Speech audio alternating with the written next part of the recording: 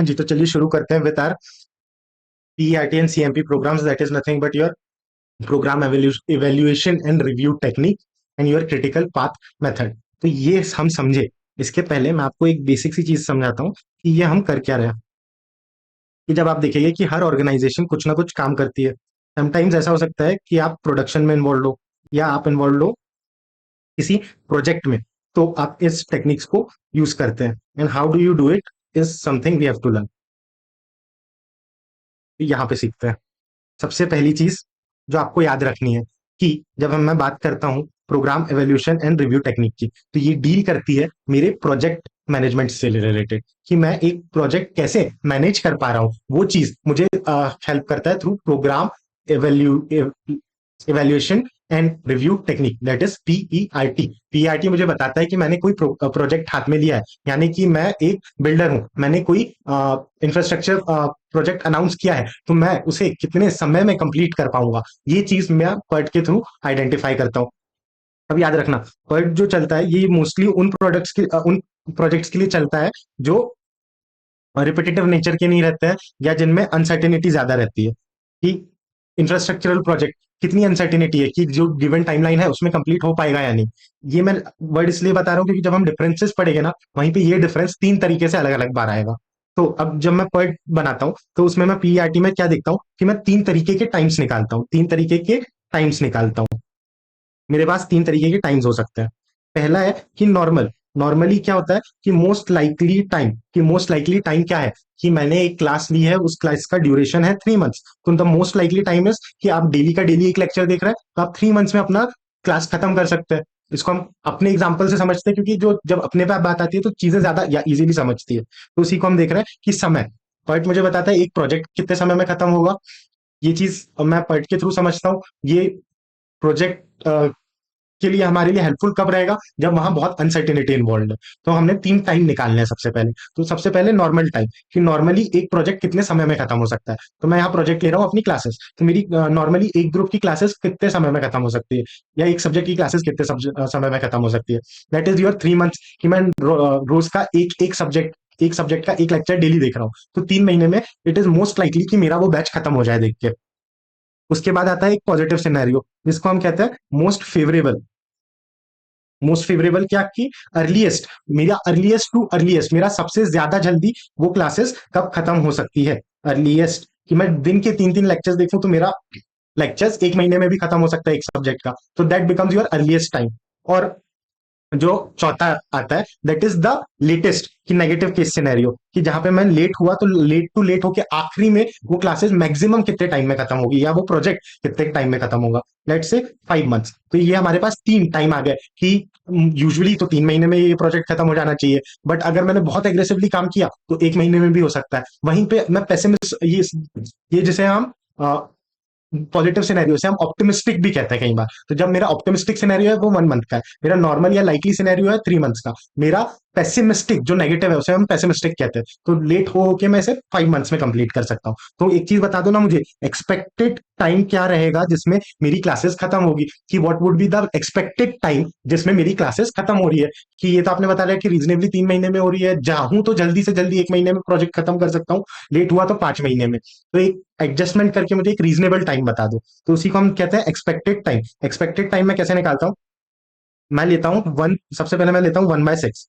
यहाँ पे मैं ब्रैकेट में ये जितने टाइम्स है ना इनको ऐड कर देता हूँ। तो जो मेरा ऑप्टिमिस्टिक टाइम है मैं उसको ऐड करता हूँ, जो मेरा पेसिमिस्टिक टाइम है मैं उसको ऐड कर देता हूँ, और जो मेरा मोस्ट लाइकली टाइम है ना मैं उसको भी ऐड कर देता हूँ। बट ये जो मेरा मोस्ट लाइकली टाइम है मैं इसको 4 से मल्टीप्लाई करता हूँ। तो this is how I calculate my expected time. अब इसी चीज को मैं करना चाहूँ तो हमारे केस सिनेरियो में हम इसे कैसे देखेंगे कि माई रीजनेबली एक्सपेक्टेड टाइम इज कि 3 मंथ्स में क्लासेस हो जानी चाहिए। तो 3 into 4 प्लस मिनिमम मुझे कितना टाइम लगेगा, minimum is 1 month, plus maximum मुझे कितना टाइम लगेगा, मैक्सिमम जहां तक कि मुझे याद है शायद हमने 5 मंथ्स लिखा था, तो 5, इनका टोटल डिवाइडेड बाय 6, तो मेरा रीजनेबली एक्सपेक्टेड टाइम आ रहा है 3 मंथ्स, कि मेरी क्लासेस मुझे या मेरा जो प्रोजेक्ट है वो रीजनेबली इस केस में 3 मंथ्स में खत्म हो जाना चाहिए। राइट, तो that is how you have created a reasonably expected time of 3 months. पहली चीज जो मैंने पार्ट में कैलकुलेशन सीखा। अब ये हम एक्स्ट्रा नॉलेज के लिए सीख रहे हैं क्योंकि यही बेस है, इसके बिना PERT आपको समझ में नहीं आने वाला, और ये कंटेंट बुक में नहीं है। तो पहली चीज मुझे ये समझ में आया, program evaluation and review technique, ये किस चीज से डील करती है? ये डील करती है कि जब मैं कोई प्रोजेक्ट करने जा रहा हूँ, तो वो प्रोजेक्ट मैं एक अर्ली टाइम पे खत्म कर सकता हूँ, लाइकली टाइम पे खत्म कर सकता हूँ, लेट टाइम पे खत्म कर सकता हूँ। तो मुझे बता दो कि भाई इन तीनों टाइम के बेसिस पे कि क्या ये प्रोजेक्ट, एक एक्सपेक्टेड टाइम फ्रेम क्या होगा जिसमें ये खत्म हो सकता है, नंबर वन। नंबर टू, इसका निकलता है फिर एक डिविएशन, मैथमेटिकली जो हम नहीं निकाल रहे हैं, मुझे आपको उस डायरेक्शन में नहीं लेके जाना है, फिर हम उस डिविएशन को यूज करके एक प्रोबेबिलिटी कैलकुलेट करते हैं। डिविएशन निकालना क्यों हेल्पफुल है? कि मैंने कहा कि मेरी क्लासेस का, मुझे इस एग्जाम्पल में 3 months is my expected time, कि 3 महीने में मेरी क्लासेस खत्म हो जानी चाहिए। अब मैं आपसे पूछ रहा हूँ कि मैं क्या इसको 2.5 महीने में कर पाऊंगा, इसकी क्या प्रोबेबिलिटी है कि मैं इस प्रोजेक्ट को 2.5 महीने में खत्म कर दूं? What is the probability of my success? तो उसके लिए मैं इसका वेरिएंस निकालता हूँ, समथिंग। ये जो आपको पीछे दिख रहा होगा ना, ये हमने रीजनेबली एक्सपेक्टेड टाइम कैलकुलेट किया अभी। ये फॉर्मूला देखने में कॉम्प्लेक्स लग रहा था, बट कितना इजी था। सिमिलरली हम उसी फॉर्मूले को थोड़ा आगे ले जाके, this is T O is your optimistic time, T M is your most likely time, T P is your pessimistic time, T E becomes your expected time. अब इसी एक्सपेक्टेड टाइम को यूज करते हुए मैं यहाँ सिग्मा निकालता हूँ। Sigma is nothing but your standard deviation, जहाँ पे मैं देखता हूँ ऑप्टिमिस्टिक टाइम और पेसिमिस्टिक टाइम के बीच में डिफरेंस क्या है, and I try to find my deviation. और उस डेविएशन या उस वेरिएंस को यूज करते हुए मैं एक प्रोबेबिलिटी कैलकुलेट करता हूँ कि मेरा कोई भी प्रोजेक्ट जल्दी से जल्दी किस समय में होने की क्या संभावना है, क्या प्रोबेबिलिटी है कि ये 3 महीने का प्रोजेक्ट 2.5 महीने में खत्म हो जाएगा। तो आपको पीआरटी का रिलेवेंस समझ में आ गया होगा। अब अगली चीज जो हम बढ़ रहे हैं, दैट इज सीएमपी, कि जब मैं, it is nothing but your compete, ये क्या लिखा हुआ है भाई? CMP is your critical path method. So I think there is some sort of error in developing your notes. तो अगेन इसको आप ओफू ही लिख दीजिए, बेटर कि हम बुक से ही करें। कि ये जो आपका सीएमपी है, क्रिटिकल पाथ मेथड, सीएमपी मुझे बताता है कि जब मैं इस प्लान को एग्जीक्यूट करूंगा, जब मैं इस प्लान को एग्जीक्यूट करूंगा तो उसमें कुछ स्टेप्स होगी। जैसे मुझे लेक्चर्स देखने हैं, तो first step could be purchase of lectures, second steps could be activation of lectures, activation के बाद थर्ड स्टेप हो सकता है कि बुक्स रिसीव करना, that could be another step. फिर इसके बाद अगला स्टेप आ सकता है मेरा, that is I actually start to watch lecture on a continuous basis. और लास्टली है कि जब वो लेक्चर्स कंक्लूड हो जाए तो मैं रिविजन लेक्चर्स देखूं। या तो मेरे पास एक स्टेप ये हो रहा है, दूसरा step could be something like this. तो ये मेरे पास मल्टीपल स्टेप्स आ गए। वैसे ही मेरे प्रोजेक्ट में भी मल्टीपल स्टेप्स हो सकते हैं। एक कंस्ट्रक्शन प्रोजेक्ट में भी कई स्टेप्स हो गए। सबसे पहले प्लान्स बनाना, फिर उन प्लान्स के लिए अप्रूवल्स लेना, अप्रूवल्स के साथ ही साथ आपको क्या लेना पड़ेगा, कोई लाइसेंसिंग या रेरा रिक्वायरमेंट्स है वो फुलफिल करनी है। फिर आपको प्री इंस्पेक्शन करवानी है अपनी साइट के, क्लियरेंसेज लेनी है आर्किटेक्ट से, and then you finally start construction. और कंस्ट्रक्शन के बाद में आपको जो सिक्स स्टेप की भी फाइनल सर्टिफिकेशन वगैरह ले लो और प्रॉपर्टी हैंड ओवर कर दो। तो ये आपका एक फ्लो बन गया कि मुझे कौन कौन सी स्टेप करनी है और ये स्टेप्स एक दूसरे से कैसे रिलेटेड है। तो वही चीज हम समझने की कोशिश करेंगे सीएमपी के थ्रू, कि ये स्टेप्स कैसे होती है और इन स्टेप्स में सबसे क्रिटिकल चीज क्या है जो मुझे सीखनी है। तो यहाँ पे एक एग्जांपल है कि एक एक्टिविटी है, ये एक्टिविटी में मैं क्या कर रहा हूँ, एक्टिविटी का पाथवे है। कि एक्टिविटी का पाथवे कैसे, जैसे जो हमने यहाँ नीचे वाले डायग्राम में देखा था कि पहले मैं एक्टिविटी 1 कर रहा था, फिर एक्टिविटी 2 कर रहा था, फिर एक्टिविटी 3 कर रहा था। तो वैसे ही हमने यहाँ पे पाथवे बना के रखे कि मैं पहले एक्टिविटी 1 से 2 करता हूँ। जब मैं एक्टिविटी 1 से 2 पे जाता हूँ तो ये एक्टिविटी कंप्लीट होने के लिए मुझे मोस्ट लाइकली 1 दिन का टाइम चाहिए, मोस्ट ऑप्टिमिस्टिकली भी 1 दिन का टाइम चाहिए, और पेसिमिस्टिकली कि लेट हुआ तो मुझे 7 दिन भी लग सकते हैं। और उससे हमने एक एक्सपेक्टेड टाइम कैलकुलेट किया है जो हमने पॉइंट में निकाला था। तो ये मुझे एक्सपेक्टेड टाइम्स मिल जाते हैं। अब मैं क्या करता हूँ, मेरे पास कौन सी एक्टिविटी से किस एक्टिविटी में मुझे मूव करना है, मेरे पास पाथवे है कि पहले मैं एक्टिविटी 1 करूंगा, फिर एक्टिविटी 2 करूंगा, फिर 1 से 3 भी कर सकता हूँ। जैसे हमने लेक्चर परचेस करते टाइम क्या देखा था कि लेक्चर परचेज ऑर्डर करने के बाद लेक्चर एक्टिवेट करना एक एक्टिविटी हो सकती थी, लेक्चर परचेज करने के बाद बुक्स कलेक्ट करना ऑफिस, उससे ये एक एक्टिविटी हो सकती थी। तो मैं एक ही जगह से 2 एक्टिविटीज कर सकता हूँ। तो ये हमने एक्टिविटीज के पाथवे बनाए। तो यहाँ पे हमने एक्टिविटीज के पाथवे बना दिए आपके लिए कि एक्टिविटी 1 2 5 6 3 एंड 4, कि ये क्या है, ये मेरी एक्टिविटीज है, this are nothing but my activities. तो मैं सबसे पहले इनको एक बॉक्स में एक्टिविटीज को लिख देता हूँ कि यहाँ पे मेरी क्या क्या एक्टिविटीज है मेरे पास। ओके, तो ये हो गई मेरी एक्टिविटीज पहली। अब दूसरी चीज ध्यान से देखना, मैं इनको कनेक्ट करता हूँ कि मैं एक्टिविटी 1 से 2 पे जा रहा था, 1 से 2 पे, 1 से 3 पे, 1 से 5 पे, 1 से 3 पे, 1 से आई थिंक 1 से 4 पे, 1 से 4 पे, फिर क्या 2 से 5 पे जा रहा हूँ, और 3 से 5 पे जा रहा हूँ। सो मैं एक्टिविटी 2 से एक्टिविटी 5 पे जा रहा हूँ, एक्टिविटी 3 से एक्टिविटी 5 पे जा रहा हूँ। फिर मैं एक्टिविटी 5 के बाद क्या कर सकता हूँ, मैं एक्टिविटी 5 के बाद एक्टिविटी 6 पे भी जा सकता हूँ। और क्या साथ ही साथ में मैं अगर चाहूँ तो इज इट पॉसिबल कि मैं एक्टिविटी 4 to 6 भी मूव कर सकता हूँ ना। तो ये मेरा एक्टिविटी 4 to 6 हो गई, तो मैंने पाथवे बना दिए। अब ध्यान से देखो, ये जो हमने एक्सपेक्टेड टाइम निकाला था ना, ये टाइम कहाँ लिखेंगे हम? यही एक्सपेक्टेड टाइम है कि मैं एक्टिविटी 1 से 2 करता हूँ तो मुझे एक्सपेक्टेडली 2 दिन लगते हैं। तो मैं उन टाइम फ्रेम्स को यहाँ पे कॉपी कर देता हूँ, दैट इज योर 1 2 3 4 एंड 3। तो मेरे टाइम्स क्या क्या हो गए, दिस बिकम्स एक्सपेक्टेड टाइम, कि यहाँ से यहाँ जाने में मुझे 2 दिन का समय लग रहा है, 4 दिन का समय लग रहा है, 3 दिन का समय लग रहा है। नेक्स्ट यू हैव इज कि 1 दिन का समय लग रहा है, 6 दिन का समय लग रहा है, और 5 दिन का समय लग रहा है, और लास्टली 7 दिन का समय लग रहा है। तो ये मैंने वर्क फ्लो क्रिएट कर दिया। अब मुझे निकालना है कि मैं ये प्रोजेक्ट कितने दिन में खत्म करूंगा। ये तो मैंने इंडिविजुअल निकाला है कि इंडिविजुअल एक्टिविटीज में इतना टाइम लग रहा है। तो मुझे निकालना है कि ये प्रोजेक्ट टोटल कितने दिन में खत्म होगा। तो हाउ डू आई फाइंड कि प्रोजेक्ट टोटल कितने दिनों में खत्म होगा? So what I do is I create 2 more boxes over here, कि हर एक्टिविटी के साइड में मैं और 2 बॉक्सेस बना दूंगा। इन 2 बॉक्सेस में मैं क्या करूंगा, मैं लिखूंगा कि ये एक्टिविटी अर्लीस्ट टू अर्लीस्ट इतने टाइम में खत्म हो सकती है, लेट हो होके इतने टाइम में खत्म होगी। सो that is what I will be doing, I will be creating कि एक पाथवे क्रिएट करना है ना हमें। तो हम पाथवे क्रिएट करने के लिए यहाँ पे बॉक्सेस बना दे रहे हैं। Okay, we are creating nothing but your boxes over here, जिनके थ्रू हम कैलकुलेट करेंगे कि एक्टिविटीज जल्दी से जल्दी और लेट टू लेट होके कितने टाइम फ्रेम में खत्म हो जाएगी। तो क्या हमारे सारे बॉक्सेस रेडी है? ओके, इसको 3 के लिए हम यहाँ नीचे शिफ्ट कर देते हैं। Okay, selection tool is not working.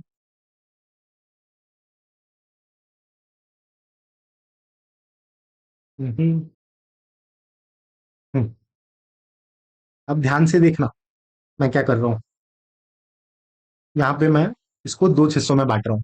सबसे पहले मैं देखूंगा कि अगर मैं एक्टिविटी 1 से स्टार्ट करता हूँ, मैं एक्टिविटी 1 से स्टार्ट करता हूँ और 2 5 6 होते होते लास्ट तक पहुंचता हूँ, एक्टिविटी 6 तक, तो मुझे कितना समय लगता है। इसको हम फॉरवर्ड वे में मूव करना कहते हैं। तो देखो, एक्टिविटी 1 मैंने स्टार्ट की है, तो एक्टिविटी 1 स्टार्ट करते वक्त मेरे पास कितना समय मुझे लग रहा था?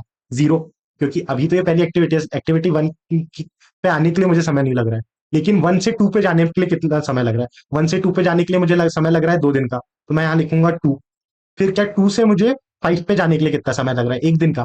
बट ये क्या डिनोट कर रहा है ऊपर वाला सर्कल? मुझे 1 से 6 पे जाने के लिए क्यूमुलेटिवली कितना टाइम लग रहा है? तो 1 से 2 पे जाने के लिए 2, इसलिए हमने यहाँ लिखा 2। और यहाँ पे 2 से 5 जाने के लिए, मतलब इनडायरेक्टली 1 से 5 जाने के लिए मुझे 2 + 1 3 डेज लग रहा है ना। तो ये ऊपर वाला 2 + 1 बिकम्स 3। तो यहाँ पे क्या आएगा, यहाँ पे आ जाएगा आपका 3 डेज। लेकिन यहाँ पे मैं 3 को साइड में लिख रहा हूँ, क्यों? क्योंकि ये पाथवे 2 जगह से कनेक्ट हो रहा है। पहला, यहाँ से भी मैं 5 तक आ सकता हूँ, यहाँ से भी मैं 3 से होते हुए 5 तक आ सकता हूँ। तो इसलिए मैं इस 3 को अभी साइड में रख रहा हूँ, क्योंकि यहाँ से इस पाथवे से मुझे जो टाइम आएगा मैं यहाँ लिखूंगा। और इन दोनों में से जो लार्जेस्ट टाइम होगा, कि जो सबसे ज्यादा बड़ा नंबर है, उसको मैं नीचे लिखूंगा कि लेटेस्ट, कि लेट हो होके मुझे इतना समय लगने वाला है। तो यहाँ पे भी हम वैल्यूज फिल कर लेते हैं कि 1 से 3 जाने के लिए मुझे दिन समय लग रहा है 4, तो यहाँ नीचे आ गया 4। फिर यहाँ 3 से 5 जाने के लिए मुझे 6 दिन लग रहा है, बट ये पाथवे का है 1 to 5, तो ये हो गया 4 + 6 टोटल 10। तो मैं यहाँ पे कॉमा 10 लिख देता हूँ। अब इन दोनों में से बड़ी वैल्यू कौन सी है? 10, तो मैं यहाँ पे 10 लिख देता हूँ कि इन टोटल मुझे एक्टिविटी 5 तक पहुंचने में मैक्सिमम 10 डेज लग सकता है। अगर मैं एक्टिविटी 1 से होते हुए आता तो मुझे 3 दिन लगते, बट वहीं मैं अगर एक्टिविटी 3 से होते हुए आ रहा हूँ तो मुझे 10 दिन लगेंगे। तो on a conservative side activity 5 पहुंचने तक के लिए मुझे मैक्सिमम 10 दिन लग सकते हैं। अब यहाँ पे एक्टिविटी 5 to 6, तो यहाँ बॉक्स में नंबर क्या है? 10। 10 + 7 = 17, तो मुझे एक्टिविटी 6 तक पहुंचते तक के टोटल 17 डेज लगेंगे। तो मैं यहाँ 17 को साइड में रखता हूँ, क्योंकि एक्टिविटी 6 का एक पाथवे यहाँ से भी आ रहा है ना। तो 1 to 4 के केस में कितना हो जाएगा? 3। और 4 to 6 के केस में, 4 to 6 के केस में, ये वाले केस में कितना हो जाएगा आपका? That is your 3 + 6, which comes down to 8। तो 8 और 17 which is a bigger number, 17। तो 17 ये हो गया मेरा फॉरवर्ड पाथवे, कि जब मैं एक्टिविटी शुरू करता हूं तो वहां से मुझे एक्टिविटी कंप्लीट करने में मैक्सिमम 17 दिन का टाइम लगता है। अब यहां से हम इसी चार्ट को बैकवर्ड इंटीग्रेट करेंगे। बैकवर्ड इंटीग्रेट करने के लिए क्या लिखेंगे हम? यहाँ लिखते हैं 17। यहाँ पे जैसे हमने 17 लिखा, तो अब एक्टिविटी 6 से 5 में जाने के लिए मुझे कितना टाइम लगेगा? So that will be 17 - 7, that gives मी 10। अब आपको लग रहा होगा कि क्या ये 2 बार कैलकुलेट क्यों कर रहा है, बट 2 मिनट पेशेंस के साथ ये कैलकुलेशन समझना, हम क्रिटिकल पाथवे निकाल रहे हैं, तो ये पाथवे निकालने का तरीका है। सो यहाँ पे हो गया 7, 17 minus 7 this brings me to my 10। अब यहाँ 10 - 1, 10 - 1 दिस गिव्स मी 9, तो यहाँ पे आ जाएगा 9।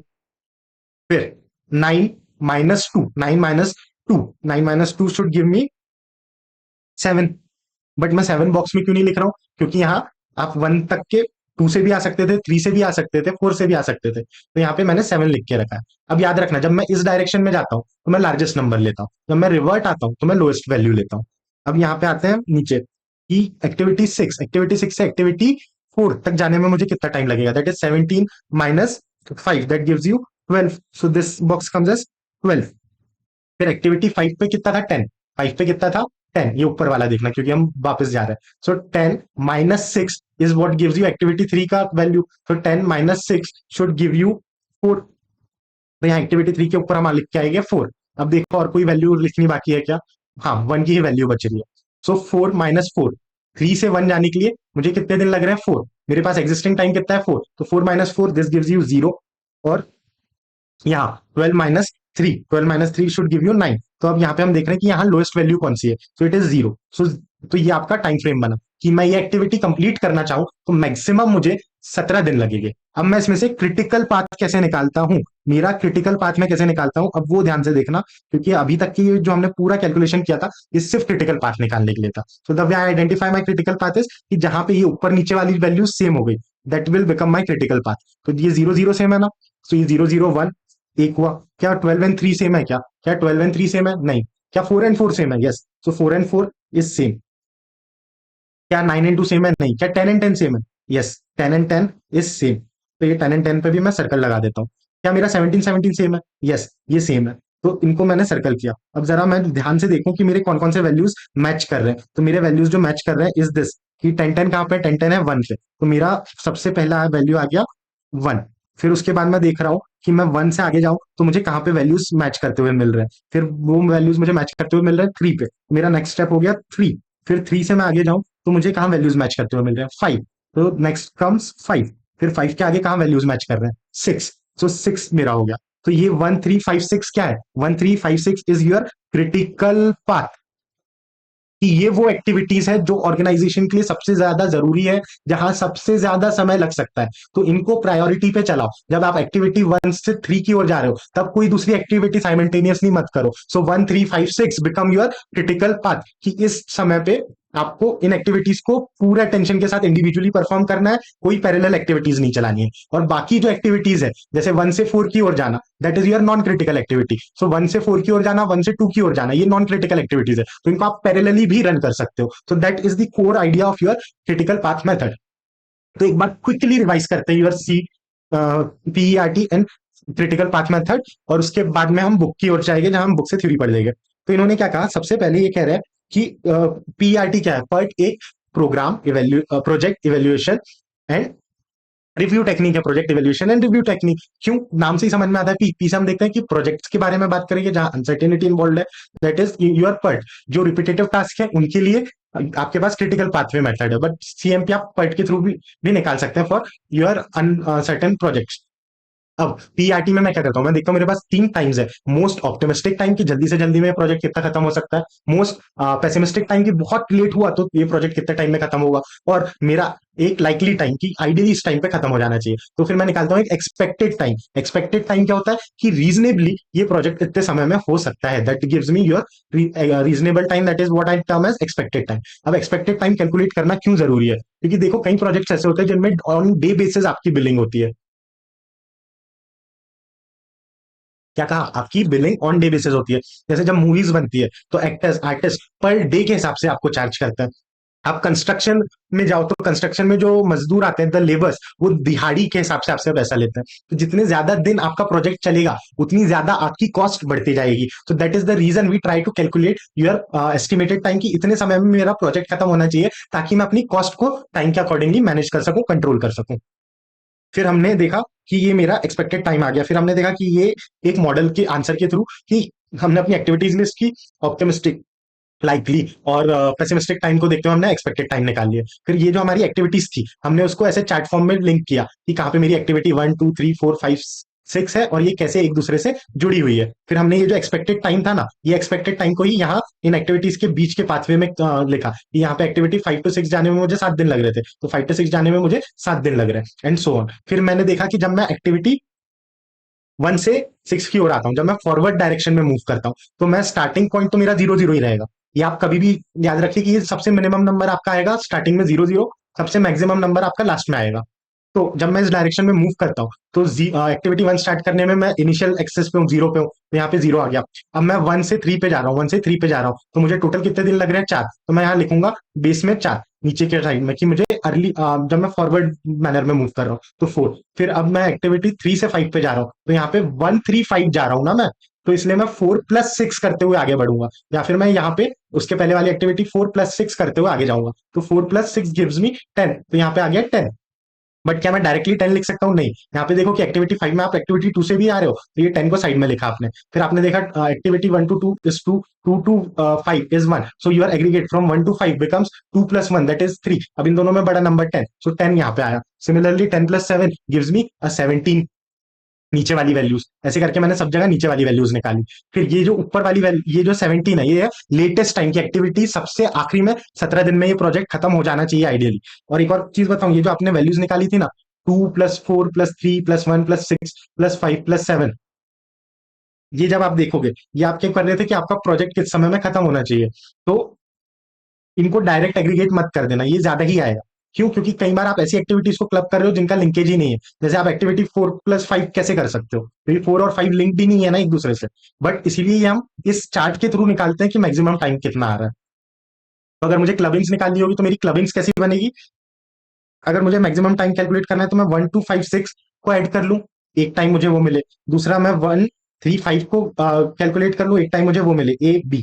या फिर मैं 1 4 6 को कैलकुलेट कर लूं, वो मुझे एक टाइम मिले ABC। और इन तीनों में से जो सबसे बड़ा टाइम होगा, सबसे बड़ी वैल्यू होगी, that becomes my maximum time जिसमें ये प्रोजेक्ट खत्म होना चाहिए। तो वैसे मुझे वैल्यूज मिले, ये 17 आया, 17। अब मैं यहाँ से पीछे जा रहा हूँ, तो मैं वैल्यूज माइनस करते हुए जाऊंगा। तो 17 - 7 gives me 10, 10 - 1 gives me 9, 9 - 2 gives me 7। But क्या मैं यहाँ 7 लिख सकता हूँ? नहीं, यहाँ पे मुझे मल्टीपल वैल्यूज आएगी, तो यहाँ पे मुझे मल्टीपल वैल्यूज को यहाँ लिखना है। अब क्योंकि मैं बैकवर्ड जा रहा हूँ तो मैं लोएस्ट वैल्यू लेता हूँ।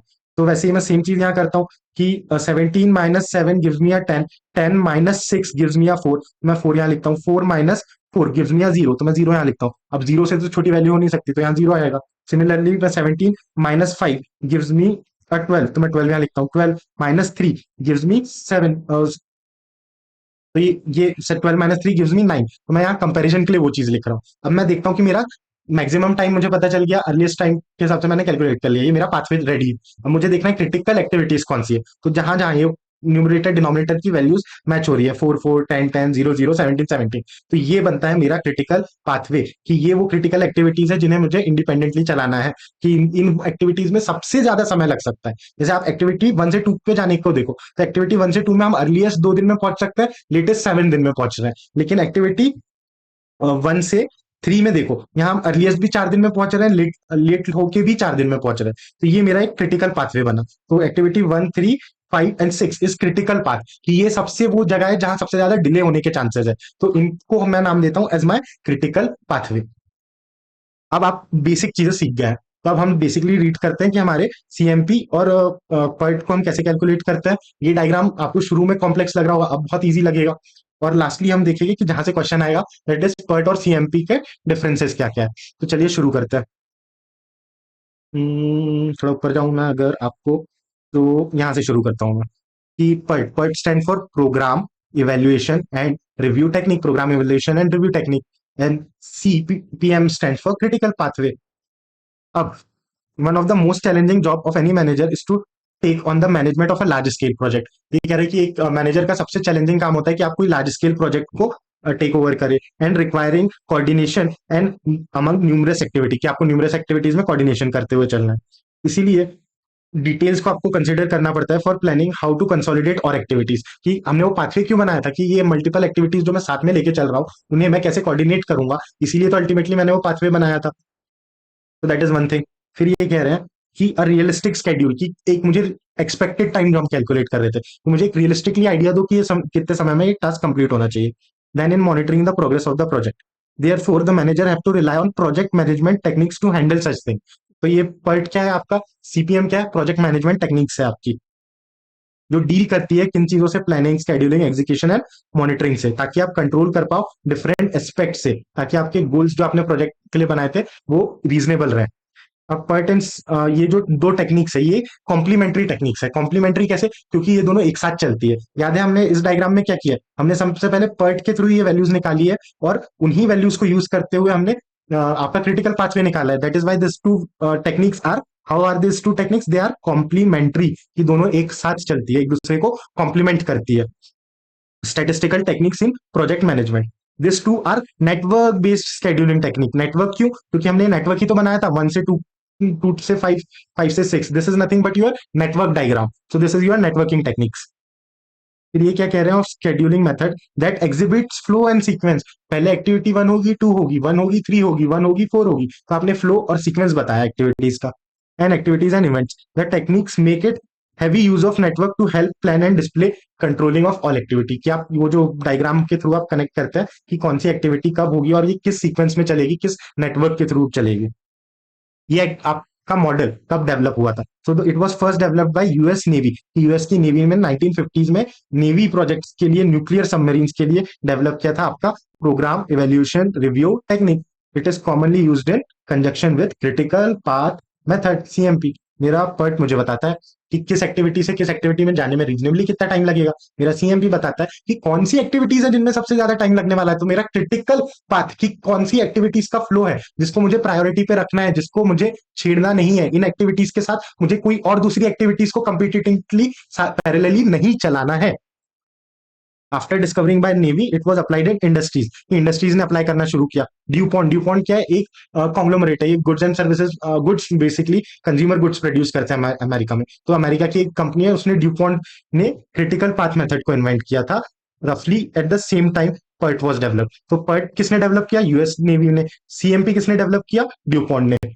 अब इन्होंने क्या क्या देखा, इन्होंने देखा the following things were included. पहला कि आप पर्ट सीपीएम को कहां कहां अप्लाई कर सकते हो एक प्रोजेक्ट में। अब ये प्रोजेक्ट कौन कौन से हो सकते हैं, ये कंस्ट्रक्शन प्रोजेक्ट्स हो सकते हैं जो हमने अपने एग्जांपल में देखा। आप कंस्ट्रक्शन प्रोजेक्ट में पर्ट सीपीएम को अप्लाई कर सकते हो, आप रिसर्च एंड डेवलपमेंट में अप्लाई कर सकते हो, आप नासा के स्पेस एक्सप्लोरेशन प्रोजेक्ट्स में इस टेक्निक को अप्लाई कर सकते हो। अरे मूवी बना रहे हो, आप मूवी प्रोडक्शन में यूज कर सकते हो। आप शिप्स बना रहे हो, आप शिप्स के प्रोडक्शन में यूज कर सकते हो।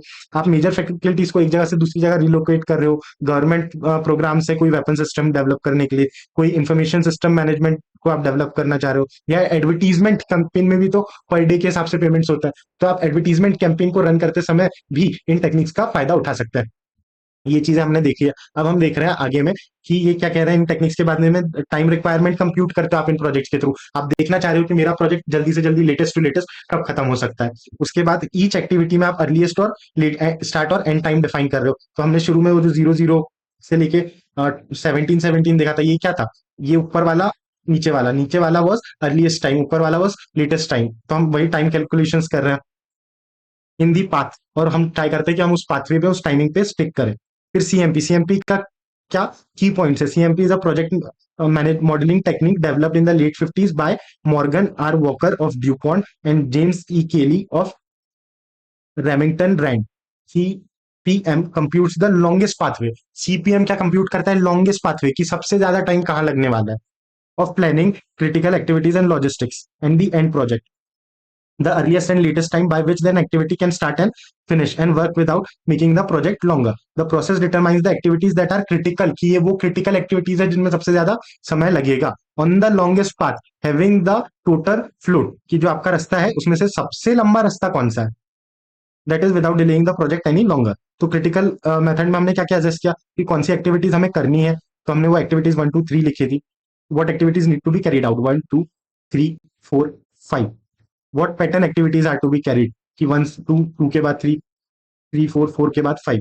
what resources will be required, task priority क्या होगी। टास्क प्रायोरिटी हम कैसे कैलकुलेट करते हैं, सीपीएम के थ्रू ही तो हम टास्क प्रायोरिटी देख रहे हैं। सीक्वेंस ऑफ एक्टिविटीज कि वो किस सीक्वेंस में होगा, और द मोस्ट इफेक्टिव, और इसमें शॉर्टेस्ट पाथ कौन सा है और लॉन्गेस्ट पाथ कौन सा है।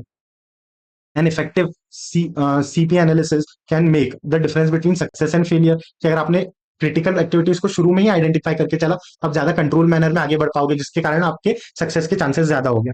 अभी हमको बता रहा है स्टेप्स, कि ये जो हमने वो कैलकुलेशन सीखा था ना, वो स्टेप्स कैसे करते हैं। तो ये कहते हैं कि सबसे पहले आप प्रोजेक्ट में कंसीडर करो कि कौन कौन सी इंडिपेंडेंट एक्टिविटीज आपको करनी है, और उनको डिस्टिंग्विश करो प्रोजेक्ट में, और उनको सेपरेटली लिस्ट आउट करो कि मुझे एक्टिविटी 1 2 3 4 करनी है। ओके, उसके बाद उन्होंने कहा लिस्ट द ऑर्डर, कि किस ऑर्डर में एक्टिविटी होगी। एक्टिविटी 1 2 एक ऑर्डर हो गया, 2 3 एक ऑर्डर हो गया। तो आप ऐसे ऑर्डर्स लिस्ट डाउन कीजिए और रिलेशनशिप बनाइए बिटवीन डिफरेंट जॉब्स क्लियरली। फिर ये कह रहे हैं कि एक पिक्टोग्राफिकल डिस्प्ले दो। तो ये क्या था हमारा, ये पिक्टोग्राफिकल डिस्प्ले ही तो है। और अगर आप नीचे देखोगे तो यहाँ पे भी इन्होंने ये डायग्राम बनाया, this is what a pictographical display of the activities, की हर एक्टिविटी को कितना टाइम लगेगा, और उसके आगे जो आपने रीजनेबली एक्सपेक्टेड आपने एक्टिविटीज लिख दी, कि आपने एक्टिविटी 1 2 3 4 5 लिखा, फिर आपने उनके बीच में कनेक्शन बनाया। उस कनेक्शन के बाद यहाँ पे आपने टाइम लिखा कि हर एक्टिविटी को कितना समय दिख रहा है। This is your step 3। फिर उसके बाद आप इस इसी चीज को उन्होंने एक एग्जांपल के थ्रू दिया है कि एबीसीडी एक्टिविटी है, इनका कोर्स ऑफ एक्शन क्या होगा, 1 से 2 जाने में मुझे कितने दिन लगेंगे, 14 दिन लगेंगे।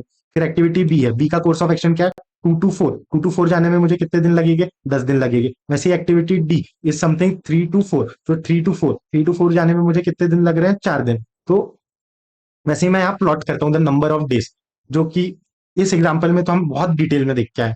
तो वही चीज हमने यहाँ पे फोरकास्ट की कि कौन कौन से जॉब्स है और उनमें कितना समय लगने वाला है।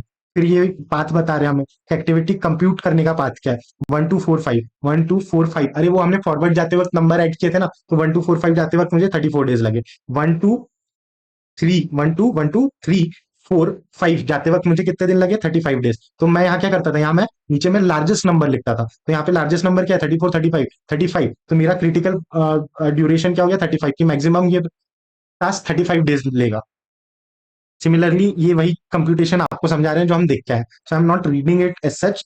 मैं इंपॉर्टेंट पॉइंट पे आता हूँ कि ये सेम चीज वही रिपीट कर रहे हैं, कि जो चीज हमने यहाँ की थी ना, वही चीज इन्होंने यहाँ पे स्टार्ट के लिए की थी। वही चीज अगर आप चाहें तो यहाँ बॉक्सेस बना के कंप्यूट करके देख सकते हैं कि आगे जाने में कितना समय लग रहा है, बैकवर्ड में कितना समय लग रहा है। बस इतना याद रखना कि जब आप आगे की ओर जाते हो तब आप मैक्सिमम वैल्यू लेते हो। जैसे मैं यहाँ पॉइंट 8 पे हूँ, तो मैं 5 से 8 पे आ रहा हूँ, 7 से सॉरी मैं पॉइंट 5 पे हूँ, मैं पॉइंट 5 पे हूँ, तो मैं 3 से 5 पे आ रहा हूँ, 4 से 5 पे आता हूँ, 6 से 5 पे आ रहा हूँ। तो जब मैं इस डायरेक्शन में जा रहा हूँ तो यहाँ मैं लो हाईएस्ट वैल्यू लूंगा। बट वहीं पे मैं 8 से बैकवर्ड जा रहा हूँ, जब मैं बैकवर्ड जा रहा हूँ तो जैसे पॉइंट 1 है, तो पॉइंट 1 पे मैं पॉइंट 2 से भी आ सकता हूँ, 6 से भी आ सकता हूँ। तो यहाँ पे मैं लोएस्ट वैल्यू लेता हूँ। That is something you have to keep in mind. और सेम तरीके से इन्होंने इस चैट में वो कंप्यूटेशन दिखाया जो हमने इस एग्जांपल के थ्रू देखा था। और लास्टली, अब क्योंकि आप इतना कंप्यूटेशन देख चुके हैं, तो हम स्कोर का एडवांटेज और डिसएडवांटेज देखते हैं। कि अगर आपको क्वेश्चन आया तो या तो आपको स्टेप्स पूछ सकता है वो पर्ट की, तो वो हमने देख लिया, very easy. I hope it will be easy now. दूसरी चीज वो पूछ सकता है एडवांटेजेस लिमिटेशंस, और लास्टली वो पूछ सकता है आपको डिफरेंशिएशन। तो आराम से ये तीन चीजें कंट्रोल में लेते हैं। सबसे पहले एडवांटेज। एडवांटेज क्या होगा कि भाई ये टाइम मैनेज करने में हमें हेल्प करता है, इससे हमारी प्रोडक्टिविटी बेहतर होती है। तो the first advantage of PRT is it's a project analysis tool.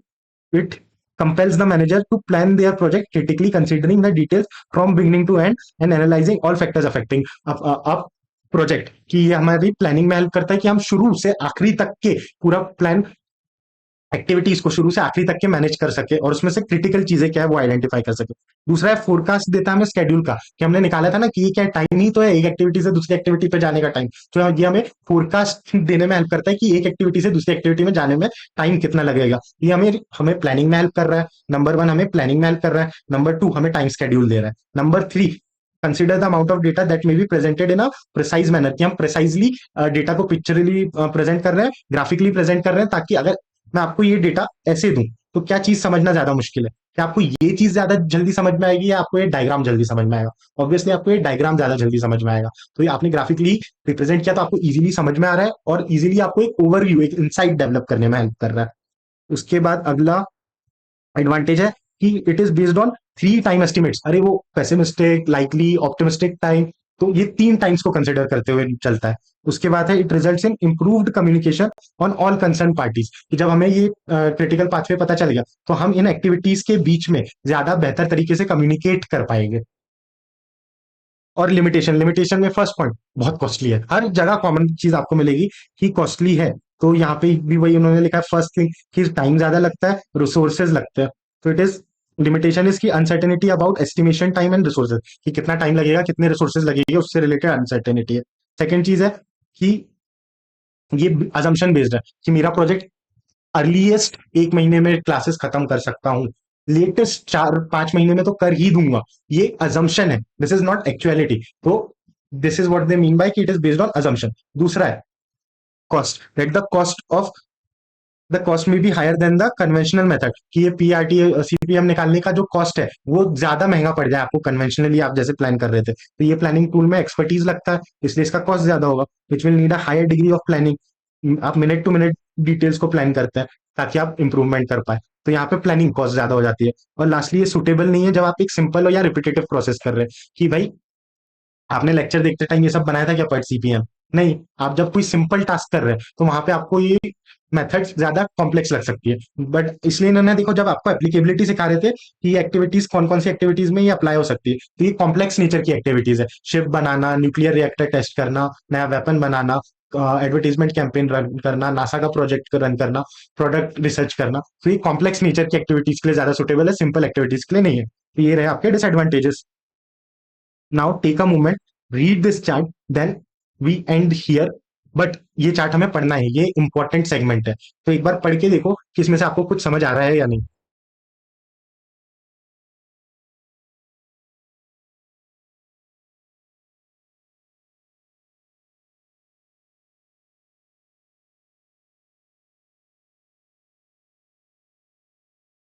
हाँ जी। तो अब पढ़ते हैं कि हमने क्या क्या देखा था। ये हमें कंपैरेटिव एनालिसिस दे रहा है कि ये दोनों मेथड्स कैसे काम करती है। इसने क्या कहा, program evolution and review technique और critical pathway method.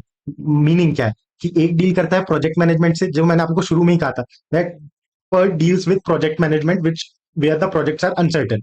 CPM deals with activities which are routine in nature and are familiar. तो इन्होंने ये कहा कि PERT deals with project management where the activities are uncertain.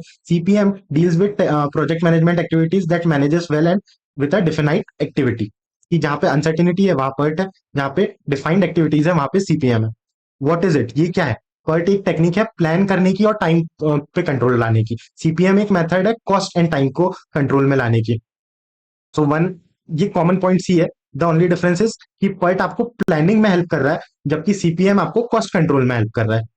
फिर ये कह रहा है orientation. So PERT is event oriented, कि किस एक्टिविटी को कितना टाइम देना है, so it is event oriented. वहीं पे सीएपीएम क्या है कि वो एक्टिविटी खुद में कितना समय ले रही है, लेट से लिस्ट कितने में वो एक्टिविटी खत्म होगी, तो it is activity oriented. One is event oriented, another is activity oriented.